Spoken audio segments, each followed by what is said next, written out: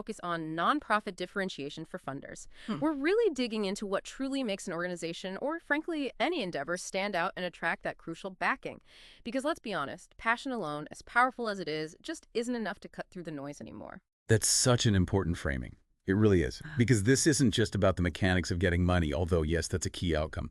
Definitely. It's fundamentally about being seen, being understood, and being truly recognized for your unique value in what is an incredibly crowded field. The core question we're grappling with today is, what genuinely differentiates you?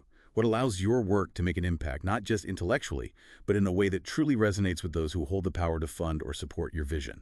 It's crucial for anyone, really, who wants their effort to translate into tangible, lasting change. I couldn't agree more. I really couldn't. So, our mission today is to peel back the layers and unpack the practical strategies and maybe even some surprising nuances of truly standing out. We're going to move past the obvious heart or good intentions, because, as you said, everyone has those, and that's kind of a given, and get right down to what funders, or honestly, any kind of supporter in any context, truly look for. We're going to shine a light on what makes you genuinely distinct. All right, let's dive into the funder's reality for a moment. You know the scenario. A program officer drowning in proposals, every single one radiates passion, promising to change the world. You can practically feel the earnestness radiating off the digital pages these days. It's overwhelming, isn't it? It Yeah. absolutely is, yeah. And that's the brutal truth, unfortunately. While that driving passion is the bedrock of every nonprofit, it simply doesn't differentiate you when you're in a pile of 50 equally passionate proposals. Imagine trying to pick out a specific grain of sand on a vast beach when every grain looks beautiful. Funders aren't trying to play favorites, they're trying to be strategic, right? To identify who has the absolute strongest chance of success, who will deliver the most impact with their investment. When everyone sounds exactly the same, passion becomes, well, a baseline, not a differentiator. That's a tough truth to hear for many, I imagine. It really is. But if passion is a given, how do we make sure our attempts to differentiate don't just come across as boastful or, inauthentic? Because that's a real risk, isn't it? It's a huge risk. Yeah. And what's fascinating here, I think, is that differentiation isn't about being flashy or boastful at all. It's not about some grand fabricated story. It's about being authentically you, and in doing so, becoming truly memorable. Think about the dating app analogy from our sources. It's perfect, really. If every profile says, I'm kind, I'm honest, I love to laugh, you just swipe right past them, right? They blend into this sea of generic pleasantries. Mm-hmm. Totally. But then you encounter the profile that says, I once kayaked across the Great Lakes dressed like Wonder Woman to raise money for clean water. Wow. Okay. Now that's memorable. You stop scrolling. You're going to remember that person. Funders are no different. They are scrolling through applications, and they want to see what makes you truly one of a kind, not just a slightly different version of the next nonprofit down the street. They are indeed looking for that Wonder Woman kayaking the Great Lakes, metaphorically speaking, of course. Metaphorically, yes. So, if that's the goal, to be authentically memorable, what are some concrete, practical ways organizations actually achieve this? Let's get into some specific examples of what funders notice and, well, appreciate. Okay, let's start with lived experience. This one's powerful. What if the most valuable data isn't in a spreadsheet, but in a person's life story? Our sources highlight lived experience as the ultimate cultural competence money can't buy. It really is. It's about building programs not just for the community, but from within it, deep within it. We saw a domestic violence organization, for instance, that intentionally brought former survivors onto its board. Oh, interesting. Yeah, Yeah. the result. Their policies and programs weren't just based on academic theory or, well-meaning intentions. They were built on real, lived knowledge of what truly works, what the pain points are, and what support survivors actually need day to day. Funders absolutely noticed that. They loved it, actually, because it signaled a level of insight and effectiveness that abstract knowledge simply can't provide. That's a powerful point. It really is. It's about building from genuine insight. And along similar lines, the delivery model, like how and way you deliver your services, that can be a huge differentiator too. It's about meeting your community precisely where they are, literally. One fantastic example we found was a group offering health screenings, like blood pressure checks, not in sterile clinics, but right in local corner stores. Brilliant. Can you imagine? You're just picking up bread and milk, and you can also get a free blood pressure check. Funders found that incredibly compelling. It demonstrated a profound understanding of the community's daily rhythms, right? removing barriers to access and embedding health services into the fabric of everyday life. That's truly innovative. Indeed.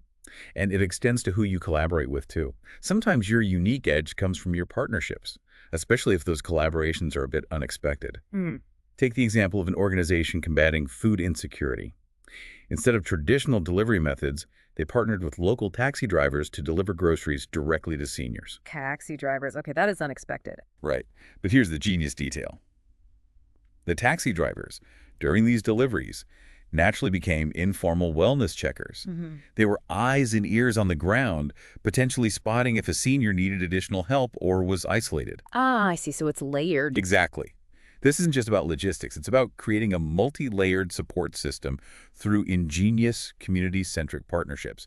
That's innovation that just screams impact. Funders notice that kind of smart thinking. And finally, let's talk about results. Yeah. Because, you have to show it works.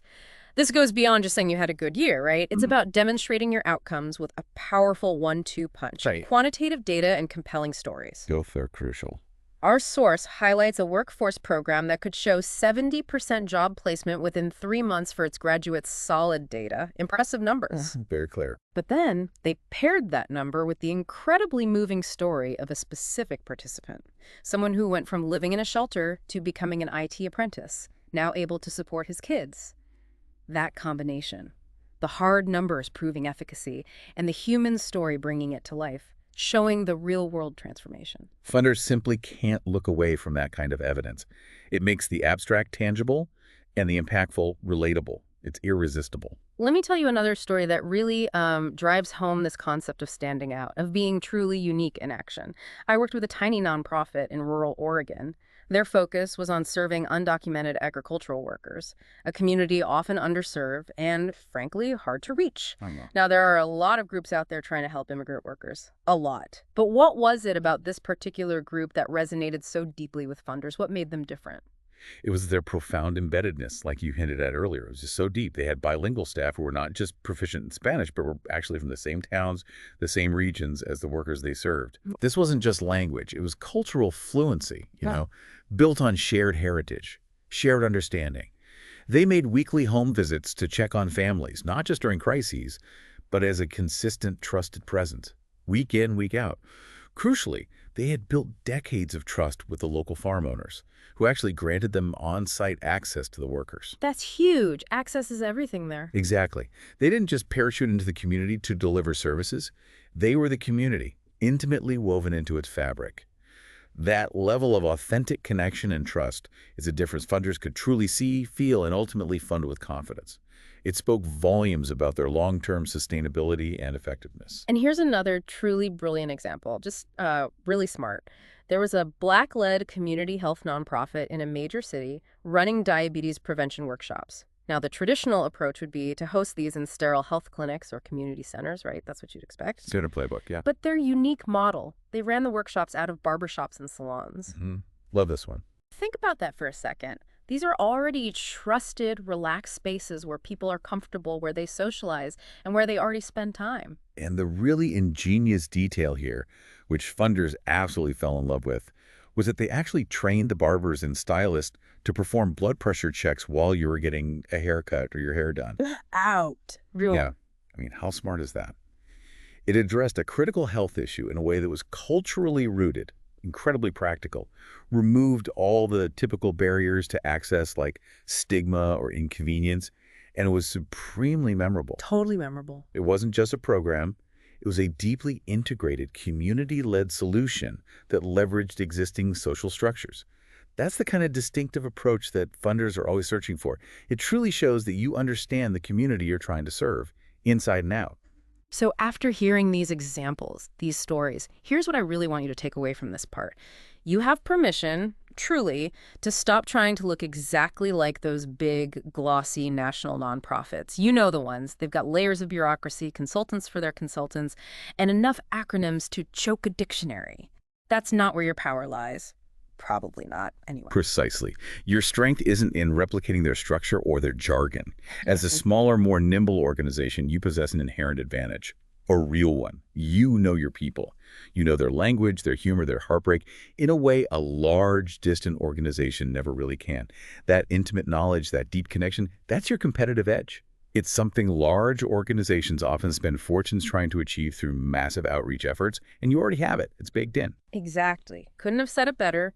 A funder can provide you with the capital to scale your operations, maybe to expand your reach, but what they absolutely cannot do is teach you how to build trust from scratch within a community. You already have that foundational trust. You've earned it through years of consistent presence, genuine relationships, and impactful work. And that, my friends listening out there, that is priceless, truly. So this is the core takeaway for this section. Please, please, stop minimizing your unique differences. Stop thinking you need to conform to some perceived standard, some external expectation. Instead, start maximizing them. Lean into what makes you distinct. Celebrate it. That's not just what makes you memorable. That's what gets you to the funding table with the genuine fighting chance. It's what transforms good intentions into truly compelling propositions. It's your power. All right, it's action time. Love this part. This isn't just about listening. It's about applying these concepts to your own projects, your organization, maybe even your personal brand if that applies. So grab that pen, open your notes app, or even grab a random recite from your glove box. Let's do this together. First, task 1. I want you to write down at least 3 concrete ways your nonprofit or your project or initiative is genuinely different from others working in your issue area or your geographic area. Don't just skim the surface here. Really dig deep. Think about your staffing. Do you have unique expertise, lived experience we talked about, or diverse backgrounds? Consider your methods. Is there a specific, innovative approach you use, something unusual? What about your partners? Are they unexpected or do they unlock unique value, like those taxi drivers? And of course, your outcomes. How do you achieve results differently or maybe more effectively? Get specific, no vague stuff. Then, for task 2, we want you to ask your village. Seriously. Text your board members, call your key volunteers, or have a chat with your program participants, maybe even some friendly colleagues. Ask them directly, what do you think makes us different? What's special about what we do? It's amazing how often others will see strengths and unique qualities in your work that you, being so close to it, might have completely overlooked or just taken for granted. Their external perspective can be incredibly insightful. Gold, actually. Love that. Ask the village. Okay, task 3. You're going to build a different statement. This is where you distill all that unique magic into a clear, concise phrase. Your elevator pitch for uniqueness. Here's a super simple template from our source to help you get started. At your organization, we serve community through program or activity in a way that's different because what makes it unique? As a result, your strongest outcome or value proposition. Simple but powerful. Exactly. Once you've crafted it, say it out loud. Practice it. Get comfortable with it. Use it in your grant proposals, drop it into conversations with potential donors or partners, make it second nature. This statement becomes your concise calling card for your unique value. And, because we love to give you a little extra, here's task 4, a bonus round. Find one photo, one short video clip, or a powerful testimonial that visually shows your difference. Think about the barbershop example, a photo of a barber taking a blood pressure check during a haircut. That's way more impactful than just writing about it. Oh, yeah. Instantly understandable. Right. Stories and images travel faster and stick longer than 1,000 bullet points. So have that visual ready on deck. Keep it handy for your next proposal, your next presentation, or just to share online. Show, don't just tell. Yeah. All right, you've done it. You've made it through this deep dive. Yeah. And hopefully now you know the truth deep down. Passion is amazing. It's the fuel, absolutely essential. But difference is what ultimately gets you funded. Difference is what gets you seen and supported in a crowded world. Absolutely.